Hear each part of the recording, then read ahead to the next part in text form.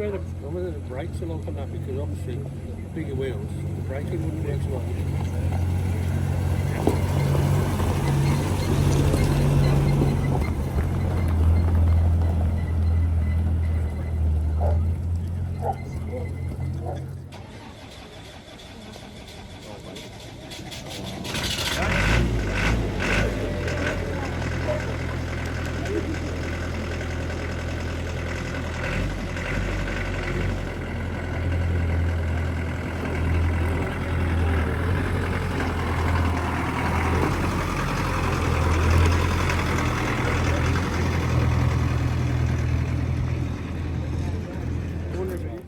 Said all of them would be cooler than anything else that's on the road. She seemed like a right Land Rover nut.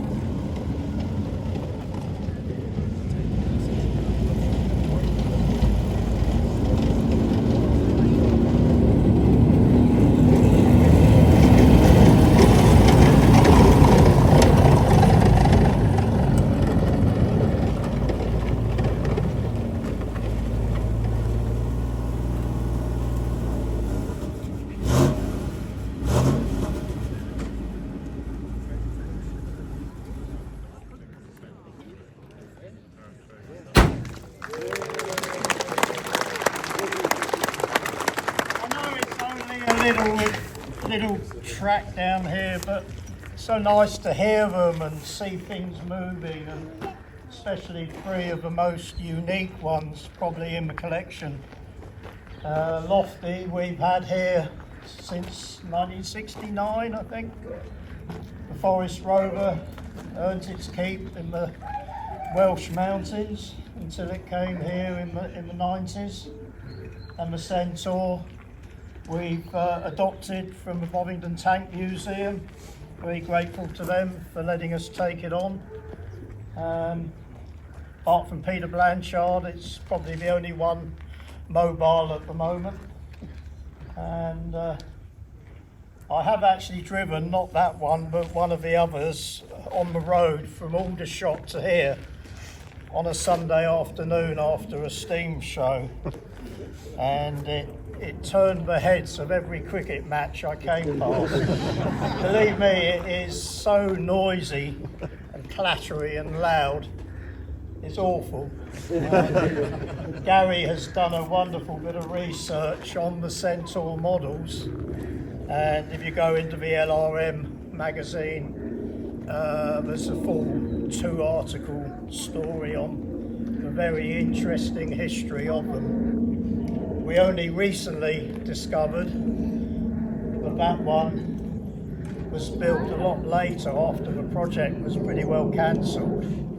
And it went to Chile, of all places, to the army there, who were going to buy some, but the British government weren't too impressed, and I believe stopped it happening. So that was the last-ditch attempt of trying to make a Centaur work. But let's face it, why would you build a half-track, heavy, noisy, expensive, unsteerable vehicle? Don't understand the mathematics in that one. But, fine on ground like this, but if you put that on a bit of wet grass and accelerate, it just powers straight on. hopeless. There we go, but it's an interesting Land Rover and definitely deserves a place in the collection here. So, while you're all here, thank you ever so much for coming along today. So nice to see a different mix of people. You're all enthusiasts, you're all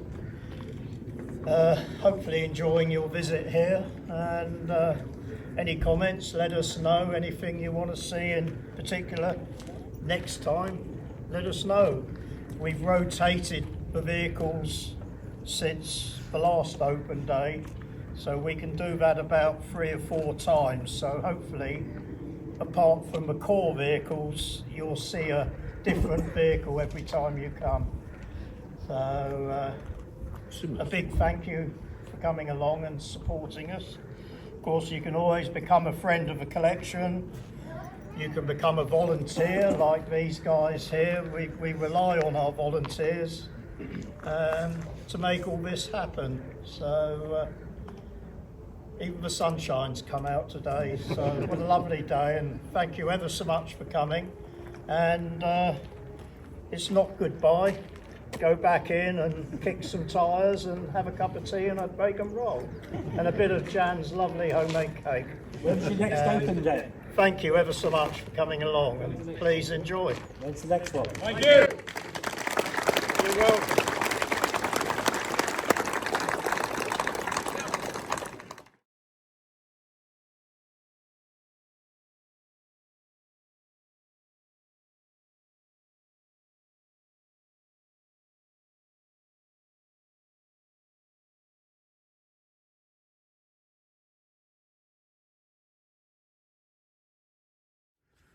Good morning and welcome along. It's it's a Tuesday again. Yesterday was the Coffee and Classics meet at Needham that I go to every month. Went over there in the Defender.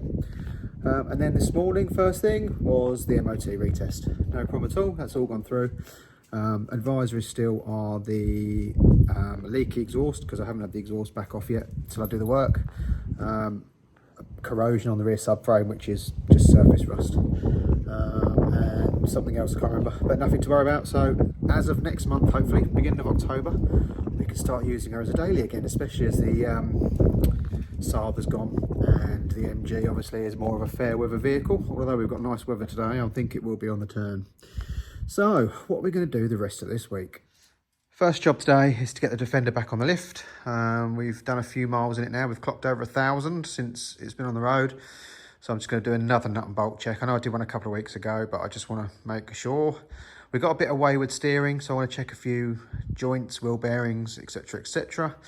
I'm not sure if it's always been there or whether I've just sort of noticed it and it's obviously played on my mind. It's probably fine, but I'd rather check it out. So yeah, so I'm going to get that on the lift, have a little look over it, just do a few nut and bolt checks, etc. Then once that's done, I think it's time to bring this one forward. And get cracking on getting this back together, getting it running and driving and out the door. So yeah, my one first. We've got to pull this one right forward, empty all the stuff out that's in the back and start putting it together. So let's get my one on the lift. Everything seems okay underneath. The steering box is leaking a little bit, so we might have to look for a replacement one of those. There's just a bit of residue on it. Doesn't seem to be any play at all. I think the only play is in between the steering column and the steering box, but even that's minimal. It's just I can feel something, I don't know. It's like you turn it and then you can just do a little touch more. That's enough to give a bit of wandering, but I mean, it's a Land Rover on big tyres, so it's going to be a bit wandery. It's not going to be a supercar performance in the handling department, but you know, as I say, I don't know if it was there before, whether and I just hadn't really noticed it, or whether I'm just being picky now. But anyway, I think we're all good there. The only other thing is the downpipe is very close to the sump, probably 10 mil away, and you can easily wobble it so it hits it. So I'm wondering whether that's some of the noise I'm getting. I can't seem to move it anywhere. That seems to be where it wants to be. So yeah, I think we need to look at getting one of the Empire downpipes anyway, the stainless ones that are the same size all the way through. I think we should try and get one of them probably. That might make it sit a bit better possibly. but we'll see. So yeah, that's that done. So I think we'll get it down and then we'll get this out and make a start on that this week, I think. I've pulled the Defender out. I've emptied the contents of its rear in at the back there, just to see what we have. We definitely don't have everything we need to build it. We're definitely going to need to buy some parts. So far, I have bolted the truck back down to the cross member. I've refitted the swing away wheel carrier and emptied everything out of here to see what we're left with. There's quite a lot of tooth in here. It is steel or alley lined as well, both arches, the floor and the back here, so that's quite nice, but it's not fixed down. The wiring loom is questionable. Now there is another wiring loom in the back, but it's for a much later truck. I think it's for a TDCI or a very late TD5 because they're completely different connectors. Obviously a 300 TDI doesn't need much to run, so I'm not too worried, but it's just working out how to get the rest to fit. There's no dashboard. The only thing is, obviously, I've taken my dashboard out, so I could potentially use that if he wants me to. So yeah, but what I'm going to make a start on is sort of getting the engine tidied up and sort of ready to start as such. And then, yeah, we'll worry about the inside later, but getting the engine plumbed in and working is sort of a priority. The clutch master is no good. It is completely full of crap, but I took my one off last week to fit the later pedal on, so I'll swap that pedal over probably, and then he'll have a fairly new master cylinder because I've replaced that when I done mine. So yes, I'm just going to make a start, potter about, do a few bits and pieces. Again, this is sort of in between jobs now really. I haven't got much on this week, but I'll just do a few odds and sods in between other bits. So let's crack on. Okay, situation report. I have changed the clutch pedal from my old one, so that's fine. That's now got a new master on it, and connected the lines up. I've still got to get a slave. You can just about see some brake lines there. They're not clipped in or anything yet, and they're not even, one of them isn't even connected. So they are rear and front right. I tried to undo the front right brake hose. The brake hose that's on the axle, I had to cut off of the old chassis, the mount for it, because I couldn't get it undone. So I've just tried to get it undone again, and absolutely caned my hand when this spanner slipped. So I think I'm gonna have to get new brake hoses for the front, which is not the end of the world anyway, but that's something I've got to change. It's missing one caliper on the front, which I hadn't noticed before, but I've got them on the shelf, that's okay. The fuel filter is mounted to the bulkhead and the pipes run. What else? I think that's where we are so far. So next job, I need to run the live from the starter to the battery box, so then we can put a battery in there and get power to it. And then I need to work out the other wiring for the glow plugs and stuff, because obviously it's a disco engine, so it's got a disco loom on it. So I need to have a look at the old 200 that was in there and see if that's got a loom that I can swap over. So that's where we are. Now having a cup of tea and a sandwich.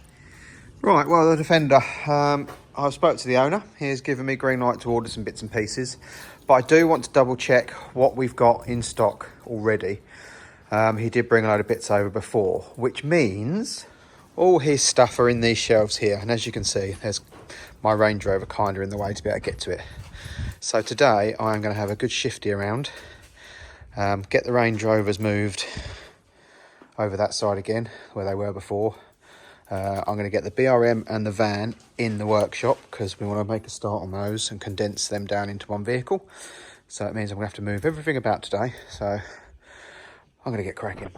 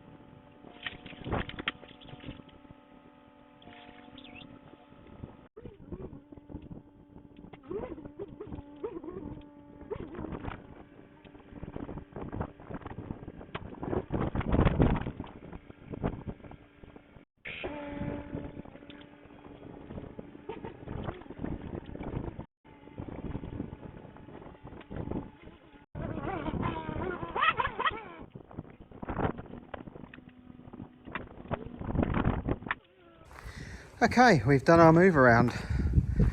So, both Range Rover Classics, well this is Land Rover side, look. P38 in there so I can get it in and out easy. The 2 Classics, I'll be getting to those very soon hopefully. And then the launch day Discovery 1J down there. And then over this side I've put the turbo here. I've got a bay with I've got a load of rubbish there and a few odds and sods that I've got for sale at the minute. And then that now means I can get to all his stuff which is there. I also need to get some bits and pieces like wheel bearings and stuff that I've got in stock there to go on my laning trip. So make sure I take some wheel bearings. And then I can get all the way around to my parts at the minute. And then I will finish clearing this bay and the MGF can go here when it gets sawned. And I'll put the hard top back on and leave it in here for the winter. And then obviously just my trailer, my caravan and my Jag sat there. So yeah, a good day. So in the workshop, I've got the BRM and I've got the ZR van and obviously the MGF for tonight because I'm taking the Defender home. So tomorrow and next week, I'm going to strip this bare. So tomorrow I'm going to get it on the lift. I'm going to have the running gear out, the engine, the subframes, the rear beam, the tank, lines, etc. Anything from underneath. Stick it on some dollies and then wheel it over to this side. And then I can strip out interior, any other bits, etc. Ready to go on the van. So that's my job for the next couple of weeks, is to try and get this transported over. I'll probably do some remedial work, as in a bit of painting under the arches and stuff of that, just to with stone chip, just to try and keep it nice. But I think the ultimate goal is to sell it once it's running, so I'm not going to spend a massive amount of time making it future proof if I'm not going to keep it. Do you know what I mean? I was going to make it good for now. I mean, it's probably the best shell I've ever seen. I mean, you just look at it. Look in the engine bay. Look how clean it is in there. The rest of the car is almost as good. There are a few little surface spots, so we'll probably clean them up and paint them. But yeah, so our plan is to get this stripped over the next few days. And then I've got a skip to send all my scrap away in that I've got. And then that's another car out the way. So, right. That's it for this afternoon, I think. I don't know. I've still got another hour or so before I go home, so I might get it on the lift and start taking some bits off, but I'm definitely going to have a cup of tea first. And also, while I was out here looking, I found my old Defender wiring loom, so I might be able to use that on his, which will simplify trying to work out what's what. I found a pair of 7-inch headlights, so I can try and get the glasses off to go on my wall front end. A washer bottle, I don't know if he's got one, but I found a Defender one. And also stalks, because his wiper stalk had all been cut up, so my old stalks. So there's some bits more for his Defender.